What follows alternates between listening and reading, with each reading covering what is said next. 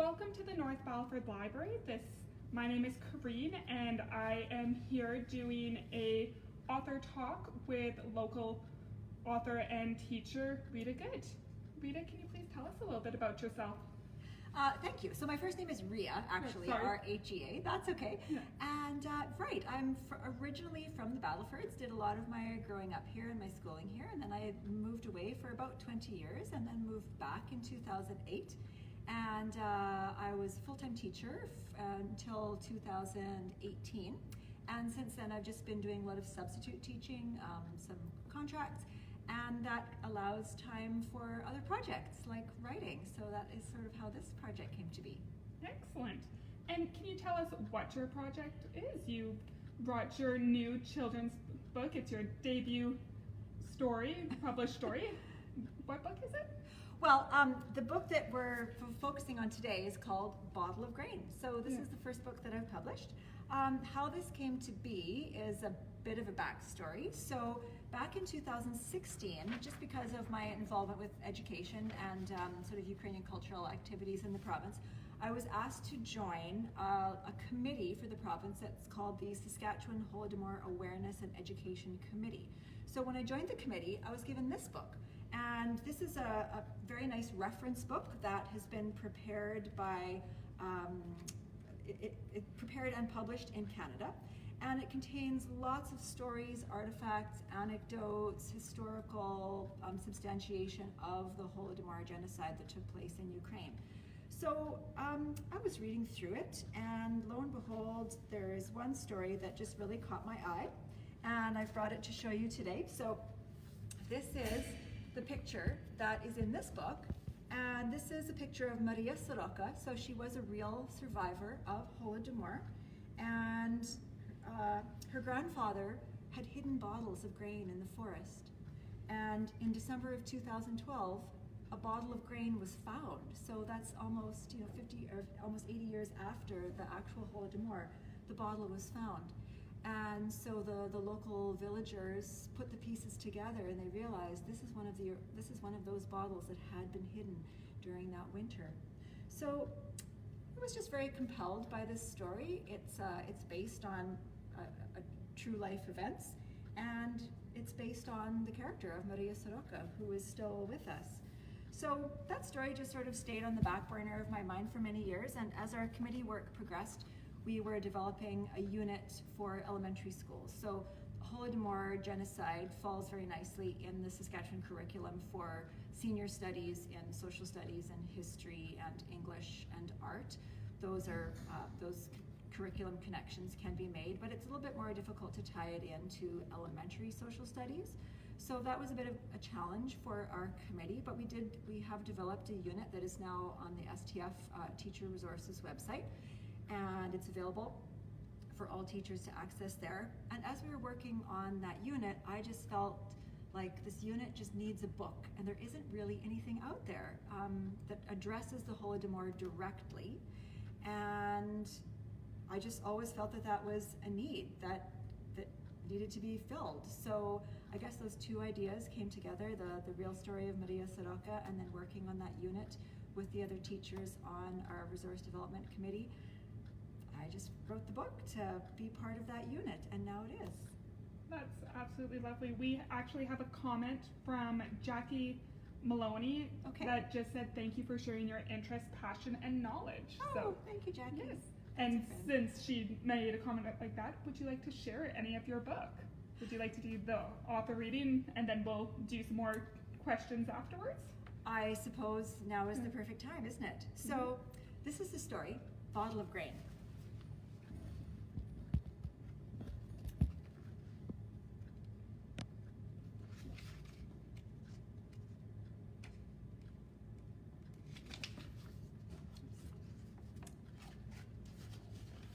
Rhea was 7 years old during the harvest of 1932. The Soroka family lived in the village of Veliki Krushelnitsi in Vinnytsia province, Ukraine. All the villagers enjoyed an annual harvest festival with feasting and dancing and music into the night. This time of year was called Obshinke, a time to celebrate the harvest, and a time for medivnike, honey cookies.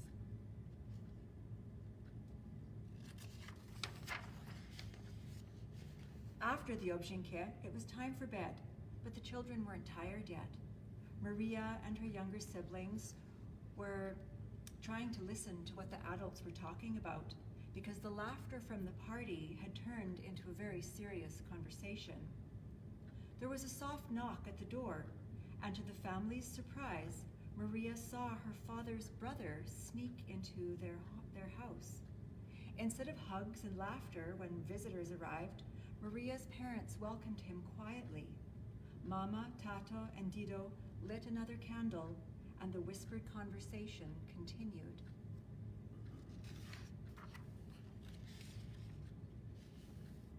Maria was the oldest, so she helped her mother take care of her 4 younger siblings.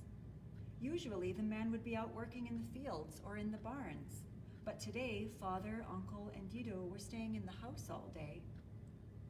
The children were out in the garden with mother, playing hide and seek among the sunflowers. It was Maria's job to scatter corn for the chickens.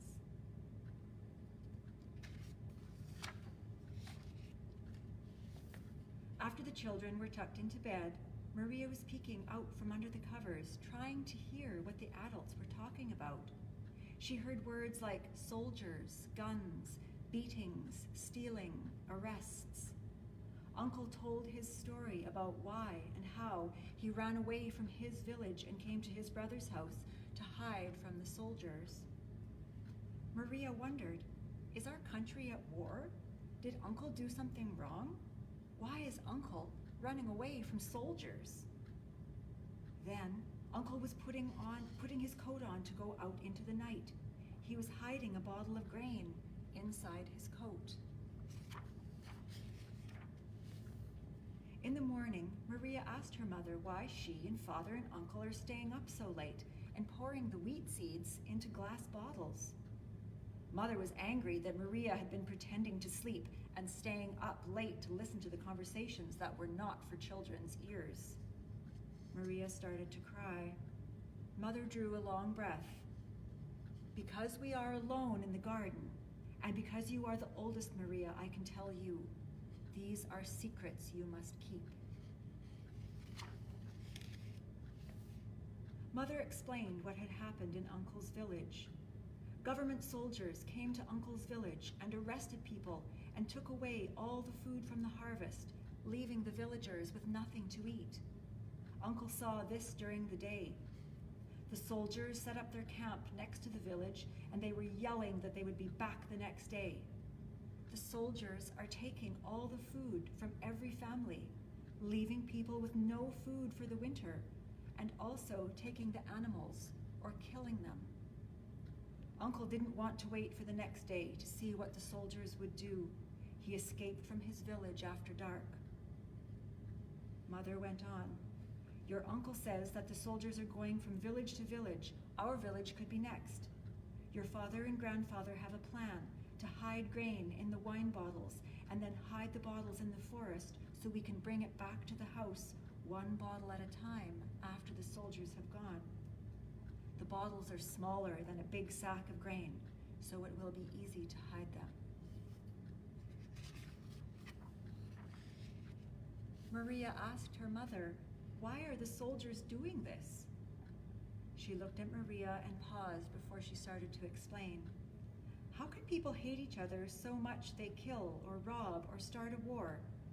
It is about money or land or power or collectivization or just evil. I know that the people of Ukraine are resisting collectivization enforced by the Russian government. I do not understand why the soldiers would harass every village in our peaceful country. There is no war. Sometimes acts of evil that are hidden from the world are worse than the wars you read about in the newspapers. Mother looked to the sky and crossed herself in the Ukrainian tradition. Then she said, soldiers get their orders from far away. The soldiers do not know why they are doing this either, but the soldiers are scared not to obey the orders of their generals. Maria needed further explanation. Why is Uncle staying in the house all day? Mother explained, we don't want anyone else to know he is here. There might be trouble in the village if people knew. You must keep the secret.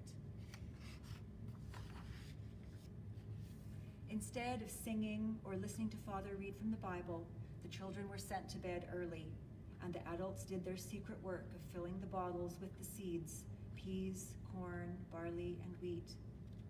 Tonight, Uncle was to fulfill a special mission. The bottle tucked inside his coat was filled with the finest wheat kernels that would be saved for seed in the spring. Maria was tucked into bed with her brothers and sisters. Mother was not getting out any bottles tonight. Maria could hear footsteps crunching in the snow outside the house and talking outside. Mother was stoking the fire to boil water for tea when there was a loud banging on the door. Uncle quickly hid inside the wood box. Maria's heart was pounding with fear. When Father opened the door, a tall army officer walked right inside their home. He didn't even close the door behind him, and the room filled with cold autumn air. The soldier looked around at Mother's icons on the walls, each icon decorated with an embroidered rushnek. In a rough voice, the soldier asked, "Are you Pan Soroka?" My father answered, "Yes." Who else lives in this house?" he demanded. Father answered, "My wife and I live here with our 5 children." The soldier asked, "Nobody else?" "No, only the 7 of us." The officer said, "We'll see about that. We'll be back in the morning," and then turned to leave. Maria wondered why the army officer would know her parents' names. The family rose early, and Mother told the children to gather anything they might need and to hide it in their pockets. The family could hear the soldiers and their large horses approach the home. They could also hear gunshots, yelling and crying from the neighbors in the village. The soldiers told the Soroka family to get out of their house, so they all huddled near Mother outside. One soldier was yelling at Father to tell him where the food was hidden. Then the soldiers beat Tato with their sticks and guns. Father lied and said the family had had a poor harvest. He said the soldiers already took all they had. They beat Father harder, demanding to know where he had hidden the sacks of wheat and corn. Father told the same lie over and over. The general hit Father with his gun, and he fell to the ground. Maria could hear the soldiers ransacking the house and the sounds of breaking dishes and glass. The soldiers found Uncle's hiding place in the wood box. Uncle and Grandfather came outside, and they had their hands tied. Then they were tied to the back of the wagon with the animals. The soldiers yelled at the horses, and the wagon pulled away.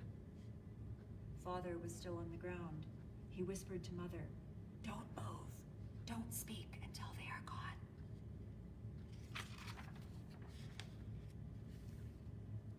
Maria's family watched the soldiers in the wagons go down the road and stop at the neighbor's house.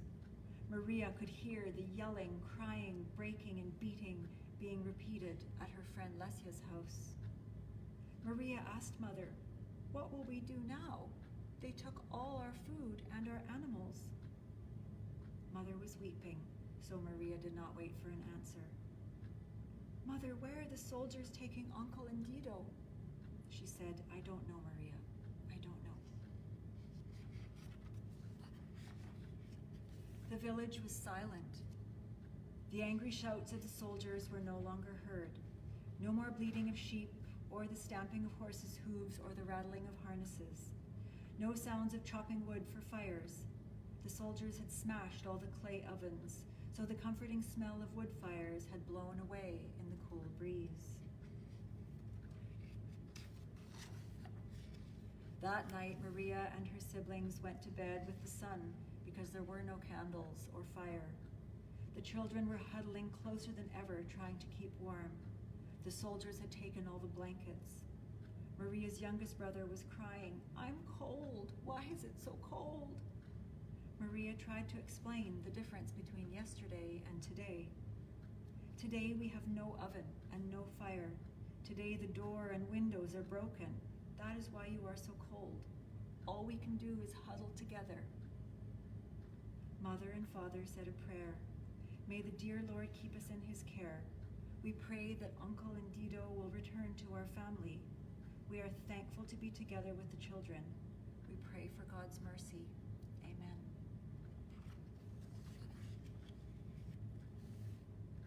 The soldiers had been gone for 2 days, and everyone started to feel hunger.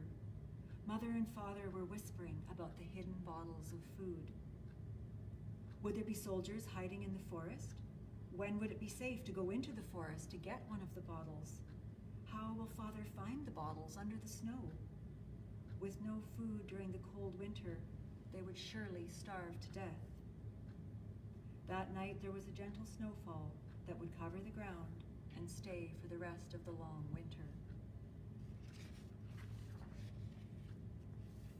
Maria had been outside looking after her brothers and sisters and clawing in the garden soil for any tiny carrots or onions that had been forgotten.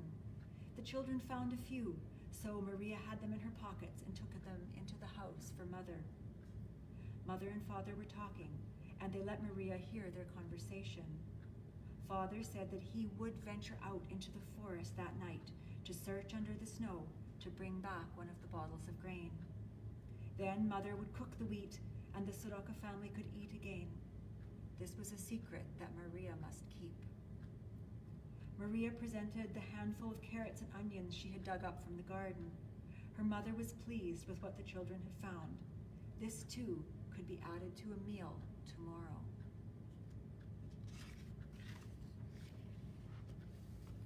As Maria scraped the frozen ground with her cold fingers, she noticed the neighbors walking away from their home. Maria's friend Lesia looked back to wave.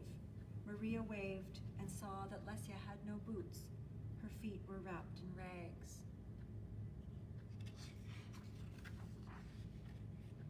In the morning, Mother was busy using a rock and a broken piece of pot to grind some wheat kernels into flour. Mother made pancakes with the grain that Father had brought in the bottle from the forest hiding place. The family had never been so hungry. They devoured the pancakes and asked Mother to make more. Father said that each bottle of grain must last 1 week in order to survive the winter. They would have pancakes again, not the next day, but the day after that.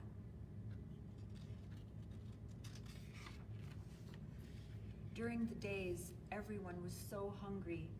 With no animals to care for, or friends to play with, or food to prepare, there was nothing to do. Without the distractions of work and play, all there was to think about was the hunger. The soldiers did not take Father's fishing rod, which had been hidden under the bed. Father was planning to go to the river to try and catch some fish to eat. Mother was worried, but she helped him prepare for this trip. Father snuck away after dark. The following morning, Father was not there. Mother asked Maria to follow her outside. Maria, your father went to catch fish from the river last night. He has not returned. So that your brothers and sisters do not die, I must send you out into the forest tonight. You must search under the snow to try and find the bottles of grain in your uncle's hiding place. How could I even begin to look for the hiding place? Maria pondered. Uncle did not leave any clues about where to find the precious bottles of grain. She looked under some fallen logs, but found nothing. Thinking of Mother and her brothers and sisters, Maria crawled in the snow all night, but found nothing.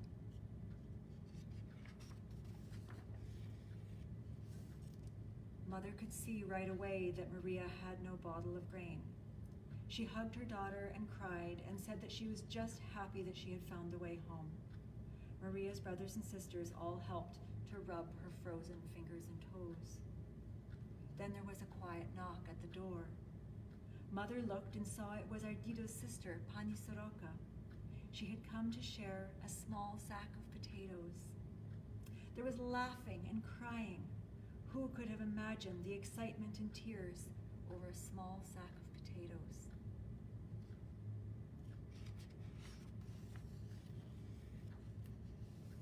days were getting longer.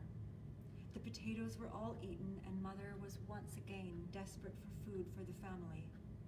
Mother told Maria to go into the forest again, but this time during the day. If Maria met soldiers in the forest, she would pretend to be going for a walk to see signs of spring. Again, Maria searched all day and was crying to herself at the thought of seeing Mother disappointed. As she walked, her fingers and toes were frozen. Then Maria noticed a large tree had split into two, and a large branch had fallen down. She reached into the opening into the trunk of the tree, and her fingers felt the smooth glass of a bottle.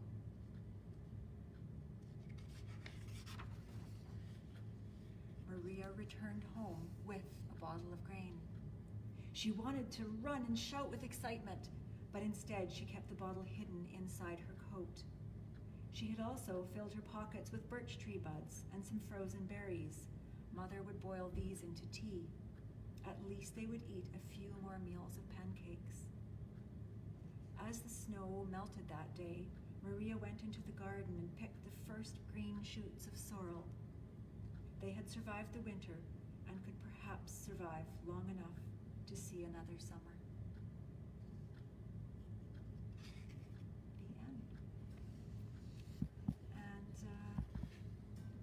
these are, again, those photographs of the real-life Maria Soroka and the real artifact of the bottle of grain. The end.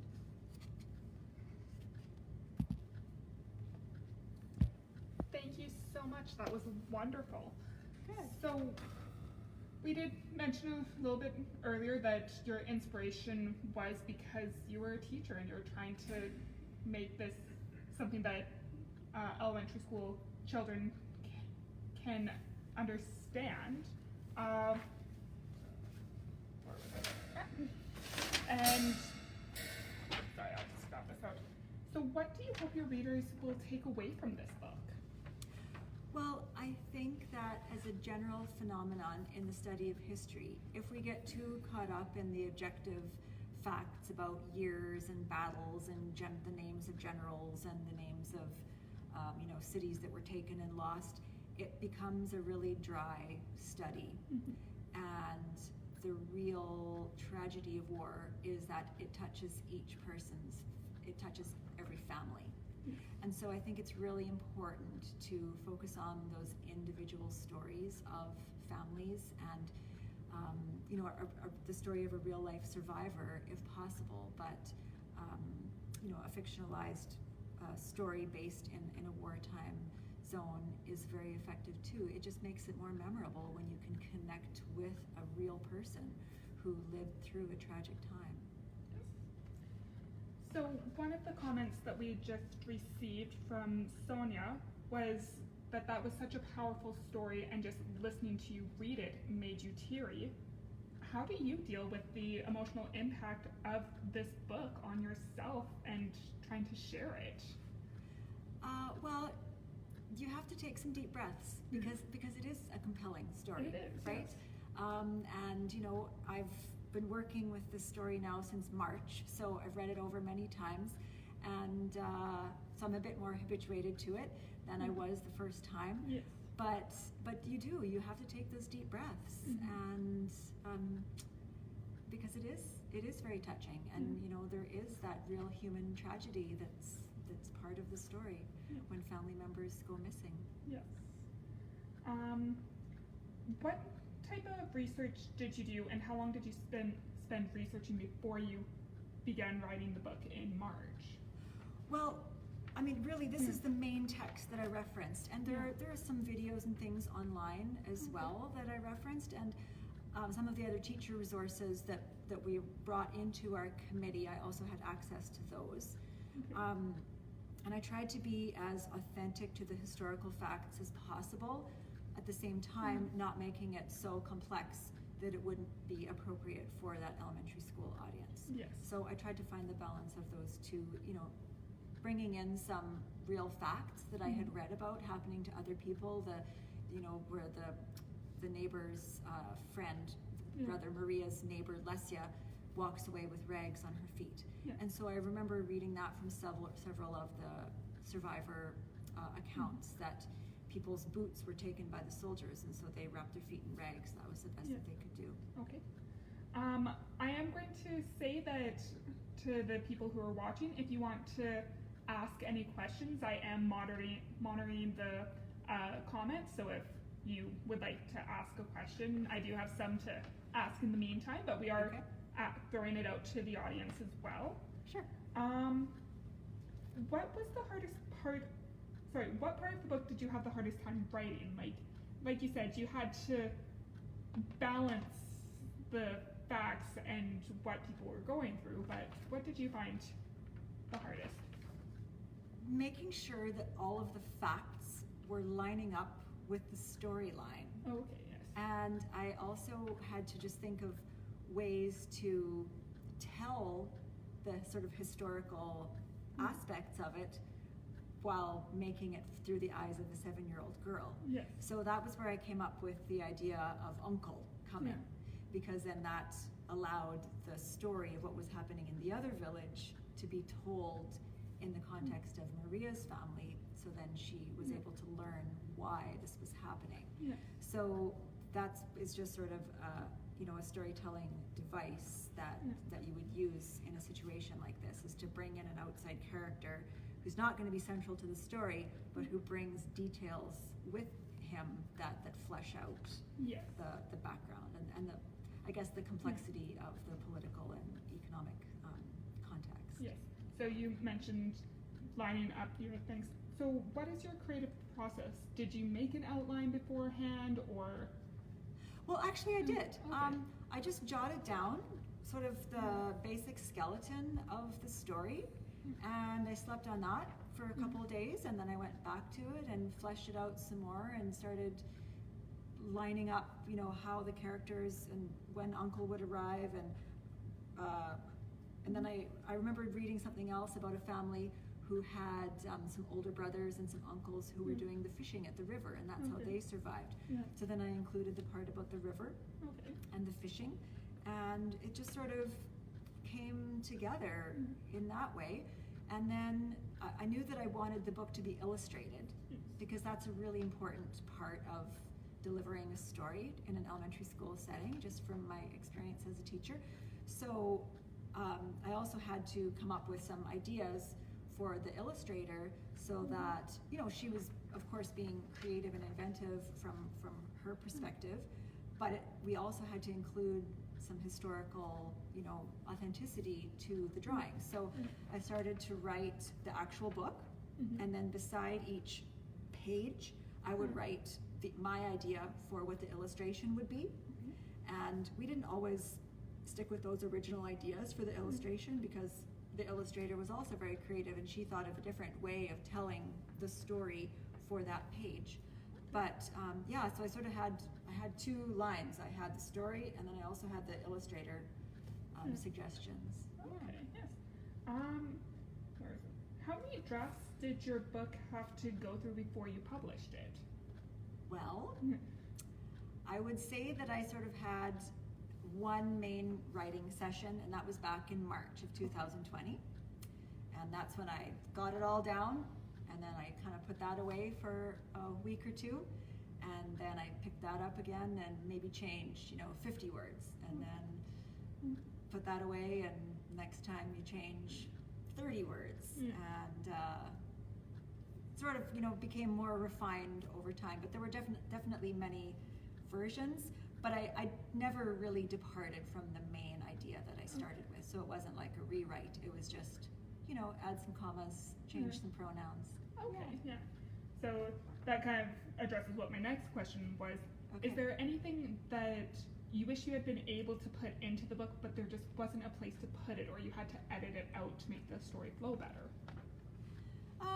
No, not really, because I realized as well that you really don't want to go much. I didn't set a timer today, but usually when I've read the book, it's about 13, 14 minutes. Yes. And that's about the right length of time for reading in a classroom setting in a school. So I wasn't aiming for anything longer than that. Okay. and I felt that I told the story and included as many details as I think the intended audience can absorb. Okay. And if you go much beyond that, then you start to get into the really historical stuff. And I guess I should say, the back of the book goes into a bit more of the in-depth history. Okay. And there's also an introduction page in the beginning that also goes into a bit more of the political context of that time, talking about Joseph Stalin and the policies of the Russian government and why the Holodomor was deemed necessary for the collectivization that was the political philosophy. Yes. What was one of the most surprising things that you learned in creating your book? So either from the story itself or just going through the publication process? What? Well, I was really surprised at how fun it was to collaborate with an illustrator and just have those ideas going back and forth. Because the original version that I wrote sort of had those ideas included with each page as words only, and then she would call me and say, hey, how about if instead of doing the picture inside the house, how about if we did an outside scene?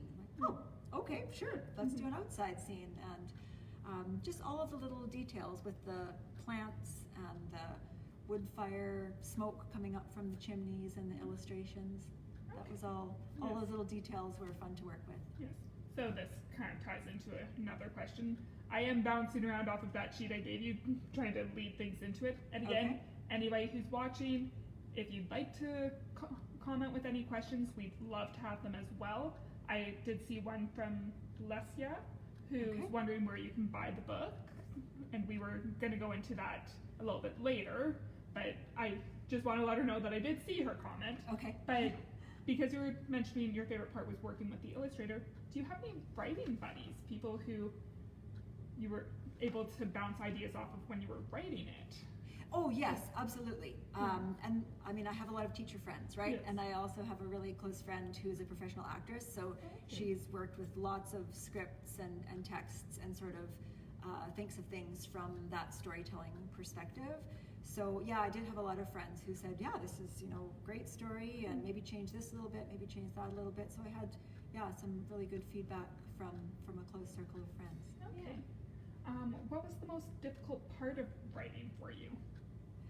Just making sure that all of the facts are lining up. Yeah. That you're getting, like, in my first version, I wrote that Uncle arrived, and then the soldiers took him away, and then I wrote that he was back in the story, and I was like, oh my goodness, no, he's been taken away by the soldiers. But you just have to read things over and catch those mistakes. Okay. We do have a question from the audience, from Lori. Okay. How would you recommend a teacher integrate this story into the classroom? What would a follow-up lesson be? Well, the whole time that I've been working on this committee, I've been making the comparison of the commemoration of Holodomor with the way that teachers already do the commemoration of Remembrance Day for November 11th.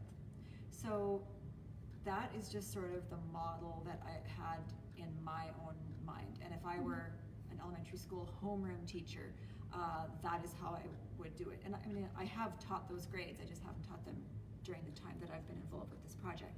So I'm quite familiar with elementary homeschool, elementary homeroom teaching, and I would just do it in this very similar way as I would present the November 11th lesson, where we would read the story, talk about the sadness of how families are affected by political events, and that we need to remember the people who perished, because that is how we compel ourselves to be peaceful people going into the future. And that it's just important to remember those souls from a moral standpoint as well, right? We don't just want people to be that nameless person who perished. We want them to be named and remembered. Yes. And that is also why we are doing this live stream today, because this week is Holodomor Remembrance Week. Right. So Yes, and then Saturday is the actual day of remembrance for the Holodomor, right? Right. So Holodomor has now been acknowledged by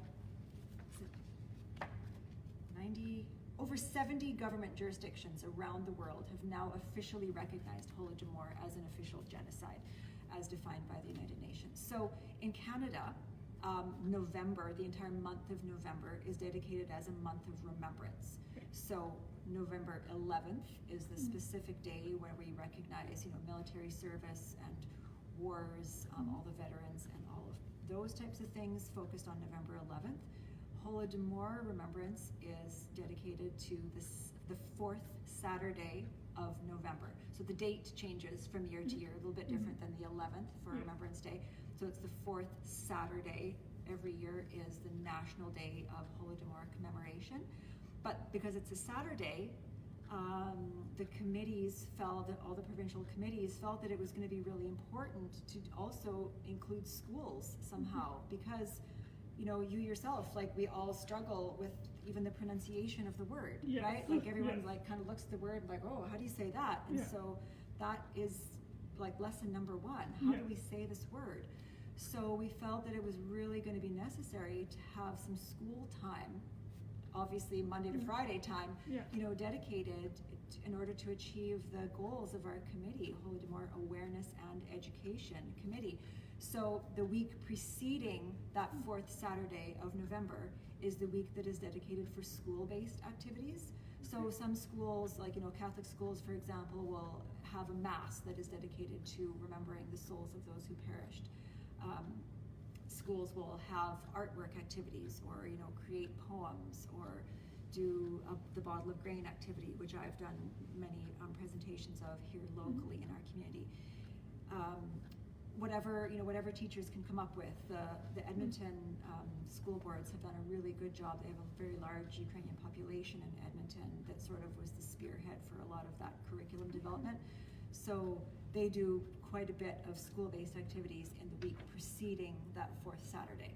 And in the last 4 years that I've been on this committee, I've tried to get a lot of those traditions built into schools here in the Battlefords. Very, very impressive. Something that somebody asked is, did you do the artwork? They missed the part of you work with an illustrator. Who is your illustrator? I don't know if I actually mentioned that, or it is on the poster, but I don't think we've said it. But the illustrator is Natalie Warner. So big shout out to Natalie Warner. So she is a professional illustrator. She has her own books that she's published as well. And at the back of the book, she generously shared some of the development work that she had done with the characters and the, choosing the palette and so on for the pages. So the readers get to see a little bit about what it looks like from the point of view of the illustrator, and how you develop those ideas from really sketchy drawings into more fleshed out drawings where finally color is added.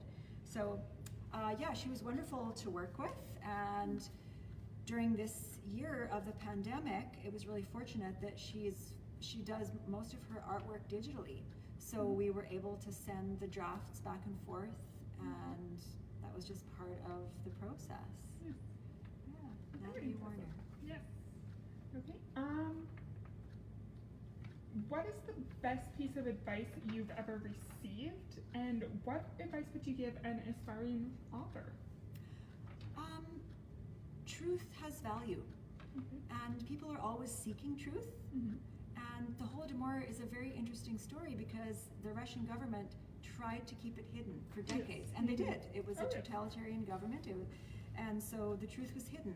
And then when kernels of truth come out, truth just has that authentic appeal to humans, and we always seek it out. So it's just very naturally, it's easy to write a truthful story. You don't, like, even though this is fiction, it's just based around that one, kernel of an anecdote about that bottle of grain being found. But because I chose the other details from the other historical accounts, all of those details are factual, and I just sort of, wove them into this story. But it is based on truth, and there's just that natural attraction. Okay. Sonia has also commented again. I'm not sure what she was trying to say there, but I could hear you reading and speaking about this. She would be totally in tears. I hope she gets to hear this and see this one day. So I'm not sure who she was. I'm thinking she was trying to tag somebody to do that, but yes, or she knows a survivor who she's hoping sees and hears this. So that's something.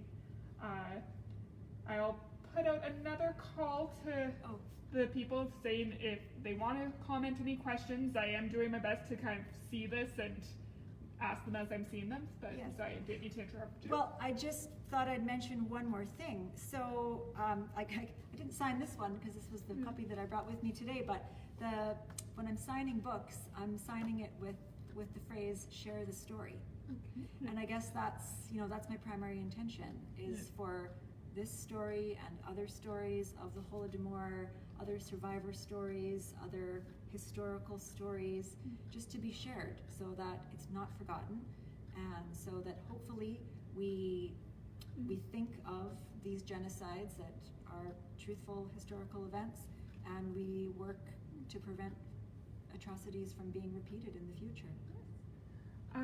Because this Saturday is the fourth Saturday of the month, we do have some community events happening around that. Do you want to discuss those a little bit? Yes, that would be great. So here in the Battlefords, we have an amazing opportunity for people in the community to see the movie Mr. Jones for free.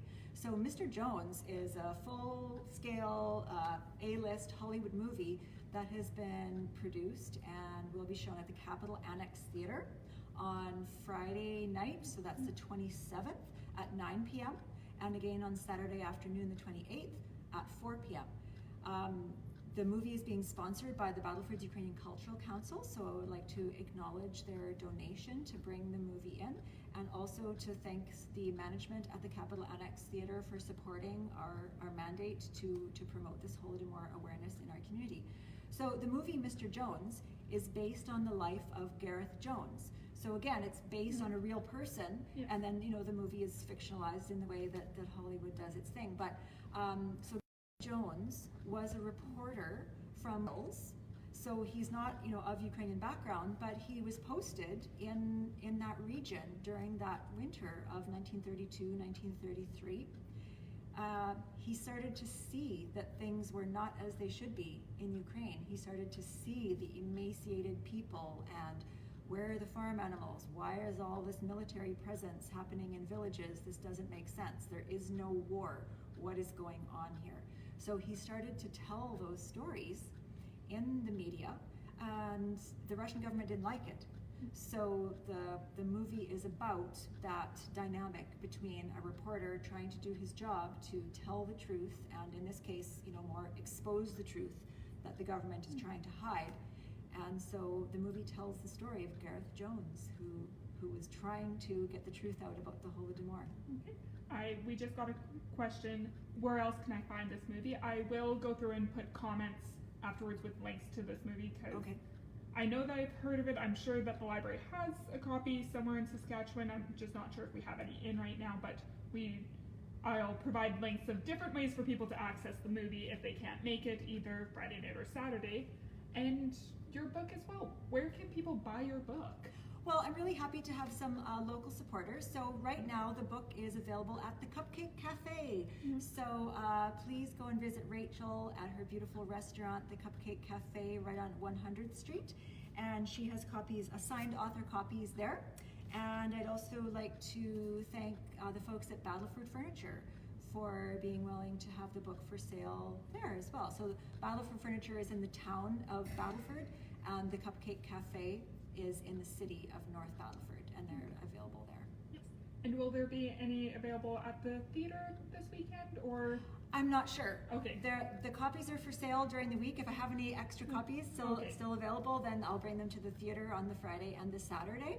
Okay. And if people don't want to, go out in public to buy the signed copy locally, then it's available on Amazon.ca and also on Amazon.com. If anyone is in the States, there are 9 different international markets that the book is available on through Amazon. But most of the people watching this event will be in Canada or the States, so Amazon.ca or Amazon.com.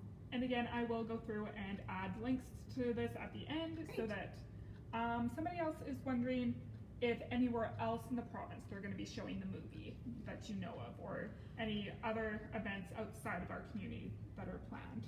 Well, it's been very difficult this year to plan any type of public event. I do Yes. know that there are lots of things in being published in the Saskatoon Star Phoenix, the Regina Leader Post newspaper, and then other communities are just doing online things like we are too, right? Yes. So we have this online event today.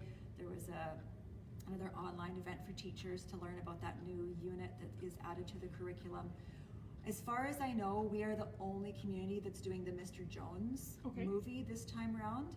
And, depending on the success of the crowds that we get, I guess we can make recommendations to other regions to do that. And, different regions, like I'm sort of the regional person for this area, for the Holodomor committee. So different regions have different leaders, and they would do their own thing. Okay. Yeah. Right. I think that's all the questions that we have. You covered some of the questions in answering other questions, so that's why I didn't go through and read them all. We had quite a few there so that we could bounce back and forth. Again, thank you so much for coming in today. It is too bad that we couldn't do this normally, where we would be able to have you actually in the lecture theater and have people come in and be able to talk to you. Are you on social media at all that people would be able to reach out to you if they have any further questions? Yes, so I invite people to just visit my Facebook account. It's just Rhea Good, it's that simple. And I would love to have some online conversations about the book and see what people would like to discuss. And I guess just please share the story. It's a story that needs to be told and hasn't had a great shot at being told. No. The truth has only come out in very recent years, and it's taken a lot of volunteer time and dedication from historians to prove that this actually happened, and it's a lot of legwork to get these types of things into the public realm. So I would just hope that everyone would share the story. Yes, Marion Matula, I apologize for that. Yes. Marion Matula. She has made several comments, and she did say good luck, well done, and you can check out her stories at Babushka. Thank you. Yeah. For my Holodomor story, my dearest Dido, the Holodomor story. So there again, this is something that people around here are sharing these stories. They are, because again, this area does have a strong Ukrainian background as well, so we're wanting to share this story, and there are other people who are sharing this story as well. So Marion Matula is an author from Saskatoon. Okay. Yes. And she was in the Battlefords last year. She was sort of our featured author who did an author reading of her book called My Dearest Dido. Yes. And that was our Holodomor event last year. So yes. Hi, Marion. Yes. All right. Well, I think that about wraps it up. Hopefully with social distancing and whatnot, we still get a wonderful turnout for the theaters. I'm so glad that you are doing the 2 events so that hopefully we can reach a few more people. I just thought, can I just add one more thing? Yes, absolutely.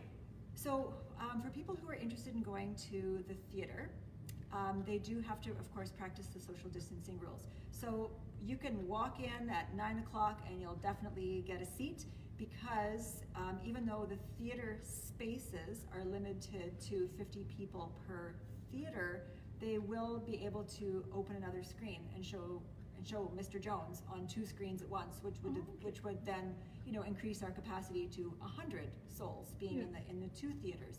So if you want to walk in and just be given your seat, then that's totally fine.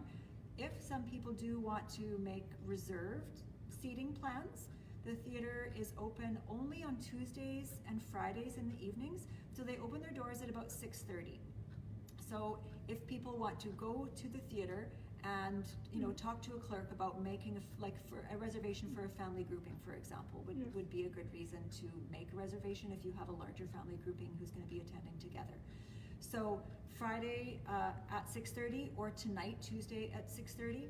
And then they also open at 12:30 on Saturday because they have other matinees. Yeah. And then our showing at 4 o'clock is going to be the last of the matinee series. So if people want to go to make those reserved seating plans, so after 12:30 on Saturday or after 6:30 tonight or Friday night, otherwise just feel free to walk in. And because of the generosity of the Battle for Ukrainian Cultural Council, all the seats are free. So I hope that is not inhibiting for anyone. Yes. Yeah. And the canteen is open too. Yes, I had people ask me about that. Do we have to watch this movie without popcorn? Certainly not. Oh, excellent. Popcorn is required. Yes. All right. So thank you again. That was lovely. So. Good. All right. So Thank you everyone for coming, and hope to hear from you soon. Okay.